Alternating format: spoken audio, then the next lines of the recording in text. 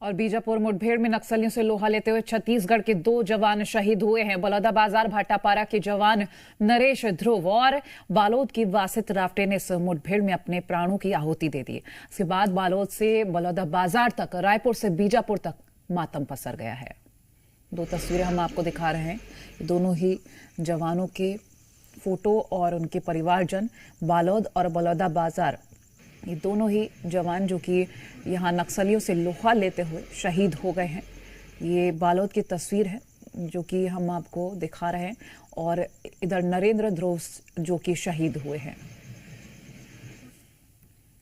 बीजापुर में 31 नक्सली मारे जाने पर गृहमंत्री अमित शाह ने इस घटना को लेकर अपने संकल्प को दोहराया। उन्होंने कहा कि 31 मार्च 2026 तक नक्सलवाद को जड़ से खत्म कर देंगे। गृहमंत्री ने अपने इस ऑपरेशन को एक बड़ी उपलब्धि बताया है और साथ ही उन्होंने शहीद जवानों को श्रद्धांजलि दी है। ये पोस्ट भी हम आपको दिखा रहे हैं जिसमें उन्होंने साफ तौर पर एक बधाई का संदेश और ये भी कहा, मानवता विरोधी नक्सलवाद को समाप्त करने में आज हमने अपने 2 बहादुर जवानों को खोया है। ये देश उन वीरों का सदा ऋणी रहेगा। शहीद जवानों के परिजनों के प्रति भावपूर्ण संवेदनाएं व्यक्त करता हूं। साथ ही पुनः ये संकल्प दोहराता हूं कि 31 मार्च 2026 से पहले हम देश से नक्सलवाद को जड़ से समाप्त कर देंगे, ताकि देश के किसी भी नागरिक को इसके कारण अपनी जान न गंवानी पड़े।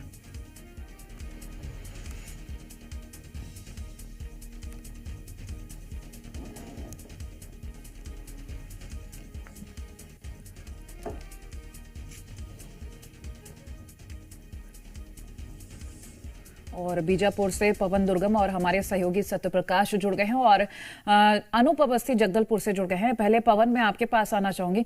एक बड़ी कामयाबी हासिल हुई है बीजापुर में, जो ये पार्क बताया जा रहा है, नेशनल पार्क बताया जा रहा है कि यहाँ पर नक्सली ज्यादा रहते थे और फिलहाल 31 नक्सली को ढेर कर दिया गया है। पूरी अपडेट दीजिएगा। कह रहे हैं कि अभी भी सर्चिंग ऑपरेशन जारी है। देखिए कोमल, शुक्रवार की रात से लगातार फोर्सेस का उस पूरे इलाके में मूवमेंट था। वो नेशनल पार्क का इलाका था और सेंड्रा का इलाका माना जाता है, जहां नक्सलियों की जो मद्देड़ एरिया कमेटी है, नेशनल पार्क एरिया कमेटी है, साथ ही साथ जो तेलंगाना स्टेट कमेटी है, उनकी मौजूदगी वहां थी। कुछ बड़ा प्लान वहां पे चल रहा था, कोई हाई लेवल मीटिंग चल रही थी नक्सलियों की, जिसकी पुख्ता सूचना पुलिस के पास थी, सुरक्षा बल के जवानों के पास थी। उसके बाद एक संयुक्त ऑपरेशन लॉन्च किया गया जिसमें डीआरजी, एसटीएफ और बस्तर बटालियन के जवान थे, और इन्होंने महाराष्ट्र जाकर महाराष्ट्र से फिर उस पूरे इलाके में एंटर किया जहां ये पूरा जो मुठभेड़ है कल सुबह शुरू हुआ, और करीब 4 से 5 घंटे के मुठभेड़ के बाद 31 माओवादियों को मार गिराया गया, जिसमें 11 महिला नक्सली है और कई बड़े नक्सलियों के इस पूरे मूवमेंट में मुठभेड़ में मारे जाने की खबर है।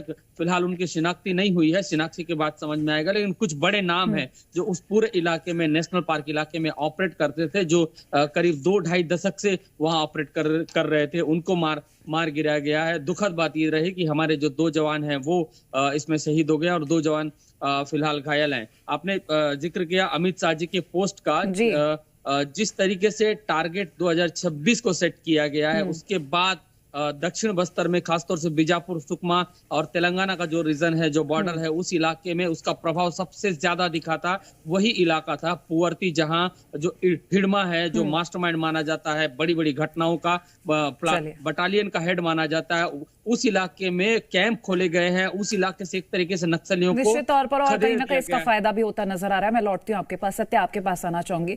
31 नक्सली को ढेर किया है, लेकिन दुखद ये है कि हमारे 2 जवान भी शहीद हो गए हैं, जिसकी वजह से हर जगह मातम पसरा है। हालांकि गृहमंत्री शाह ने उनकी शहादत को सलाम किया है और जो टारगेट सेट किया है 2026 31 मार्च तक, उसको कहीं ना कहीं जल्द ही पूरा करने का एक बार फिर से संकल्प दोहराया है। लेकिन ये काबिले तारीफ है कि जवान इतनी मुस्तैदी से आगे लगातार बढ़ रहे हैं। देखिए, शांति और सुरक्षा के लिए किसी जवान की शहादत उसका सर्वोच्च बलिदान होता है, और वो सर्वोच्च बलिदान अभी 2 जवानों का हुआ है, उनकी शहादत हुई है, बेशक हुई है, बहुत दुखद भी है, और उनके शौर्य को सब नमन भी कर रहे हैं। लेकिन इसके साथ साथ एक बड़ी सफलता भी मिली है, और बड़ी सफलता नक्सलवाद के उस नासूर को मिटाने की दिशा में मिली है जिसके प्रयास लंबे वक्त से और हम सब देख रहे हैं कि पिछले कई सालों से हो रहे हैं। जिस तरह से नक्सलियों ने अपने पांव पसारे, और न सिर्फ पांव पसारे बल्कि छत्तीसगढ़ के कई जिलों में, करीब 15 जिलों में अपने पैर जमाए, उन पैर को उखाड़ना और उसके बाद पूरी तरह से शांति स्थापित करना, ये किसी चुनौती से कम नहीं है। लेकिन उन चुनौतियों को पार पाते एक हद तक हमारे जवान, जो मजबूत इच्छा शक्ति से अपने शौर्य और पराक्रम का परिचय देकर लगातार ऑपरेशंस को, सफलतम ऑपरेशन को अंजाम दे रहे हैं, आगे बढ़ रहे हैं, वो नजर आ रहे हैं।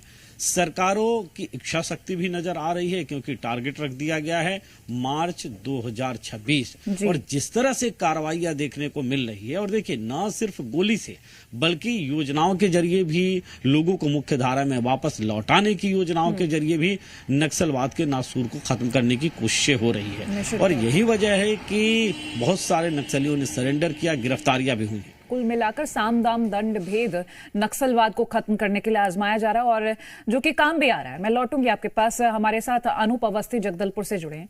अनूप, अगर हम बात करें पूरे बस्तर संभाग की, और जिस तरह से नक्सलवाद को लेकर बात करें, फैला हुआ नक्सलवाद, उसको समेटने का काम जवान लगातार कर रहे हैं, और जिस तरह से हमारी बीते कल भी बातचीत हुई थी, तो कोई भी ऑपरेशन के लिए जवान जब निकल रहे हैं तो 500 से ऊपर की ही संख्या रह रही है, और अभी भी सर्च ऑपरेशन बताया जा रहा है कि चल रहा है, क्योंकि लगातार नक्सलवाद पर प्रहार इसी तरह जारी रहेगा। आप अपडेट दीजिएगा।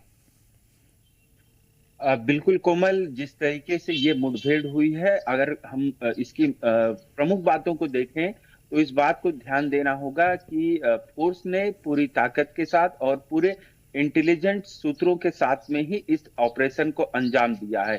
तकरीबन 650 जो जवान थे इस ऑपरेशन को अंजाम देने के लिए नेशनल पार्क के इस इलाके में पहुंचे हुए थे।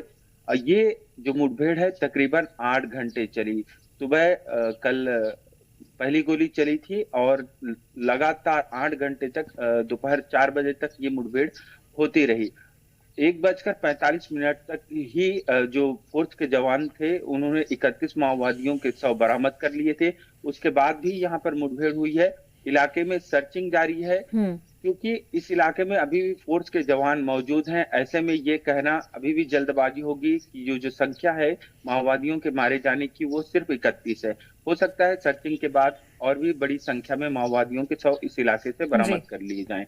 प्रमुख बात यह भी कि साल 2024 में 217 माओवादियों को ढेर किया गया था, और अभी 1.5 महीने में ही तकरीबन 65 माओवादियों को फोर्स ने ढेर कर दिया है। यानी कि सुरक्षा बल एक एक करके 2026 का जो टारगेट सेट किया गया उसको पूरा करने की ओर आगे बढ़ रहे हैं लगातार। चलिए, बहुत शुक्रिया आप सभी का ये तस्वीरें हमसे साझा करने के लिए।